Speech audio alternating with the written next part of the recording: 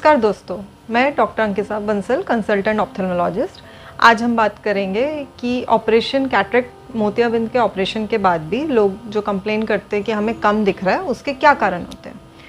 कुछ लोग आते हैं कि 3 महीने पहले ऑपरेशन हुआ था या 1 महीने पहले ऑपरेशन हुआ था या कुछ साल हो गए हैं, पर ऑपरेशन के बाद तो अच्छा दिख रहा था पर अब कम दिखना शुरू हो गया। तो अगर आपकी सर्जरी, कैटरेक्ट सर्जरी अनइवेंटफुल गई है, सब सही गया है, पोस्ट ऑफ विजन अच्छा आया है और कुछ टाइम बाद आपको कम दिखने लगा है, तो उसके क्या कारण हो सकता है।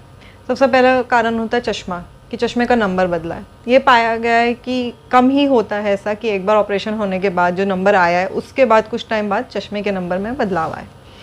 तो अगर ऐसा है तो आप दिखाइए डॉक्टर को, चश्मे का नंबर चेक होगा, उसके अकॉर्डिंगली आपको प्रिस्क्राइब किया जाएगा। दूसरा होता है जो मोस्ट कॉमन पाया जाता है, वो होता है पोस्टीरियर कैप्सुलर ओपेसिफिकेशन। वो क्या होता है कि जब हम कैटरेक्ट सर्जरी करते हैं तो कुछ एंटीरियर एपिथेलियल सेल्स वहाँ रह जाते हैं और वो कुछ टाइम बाद डिवाइड करते हैं, ग्रो करते हैं, उस वजह से वो डिवाइड करके एक लेयर बना देते हैं IOL जो हमने लेंस डाला है उसके पीछे, जिसे हम ओपेसिफिकेशन बोलते हैं। तो इसे पोस्टीरियर कैप्सुलर ओपेसिफिकेशन बोलते हैं। तो इस वजह से क्या होता है, रोशनी आती है, कॉर्निया से लेंस तक पहुंचती है, पर जो पीछे पर्दा होता है जिसे रेटिना बोलते हैं वहाँ तक नहीं पहुंच पाती है। उस वजह से पेशेंट को कम दिखाई देता है। अब इसको कैसे प्रिवेंट कर सकते हैं? इसको प्रिवेंट करने का, इसे रोकने का तो एज सच कोई तरीका नहीं होता, बट ये है कि डिपेंड करता है हमने किस टाइप का लेंस डलवाया है।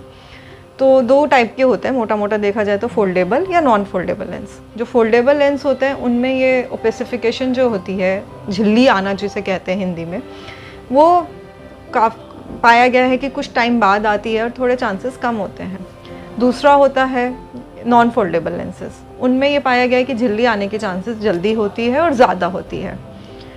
तो अब झिल्ली आ गई, अब हमें क्या करना है, घबराना नहीं है, अपने डॉक्टर को दिखाना है। डॉक्टर स्लिट लैम्प पे देखेगा, उस पर उसे दिखेगा, वो डायलेट करके देखेगा तो उसे ओपेसिफिकेशन अच्छे से दिखेगी। पुतली फैला के देखेंगे, पुतली फैलाने के बाद जो देखेंगे कि लेयर आई हुई है जिसे ओपेसिफिकेशन बोलते हैं, फिर स्लिट लैम्प पे ही याग लेज़र इसकी ट्रीटमेंट होती है, वो कर देते हैं, याग लेज़र कैप्सुलॉट में। उसमें क्या करते हैं, पेशेंट को बिठाते हैं, टॉपिकल एनेस्थीसिया देते हैं और लेज़र शॉट्स मारते हैं। तो वो जो झिल्ली आती है उस पर शॉट्स लगते हैं, वो अपने आप ख़त्म हो जाती है।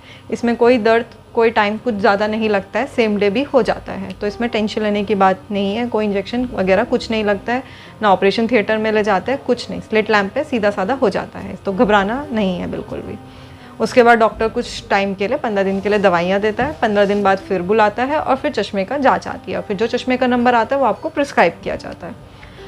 ये मोस्ट कॉमन फैक्टर होता है, कॉज होता है जिसकी वजह से कम दिखाई देता है आफ्टर कैटरेक्ट ऑपरेशन।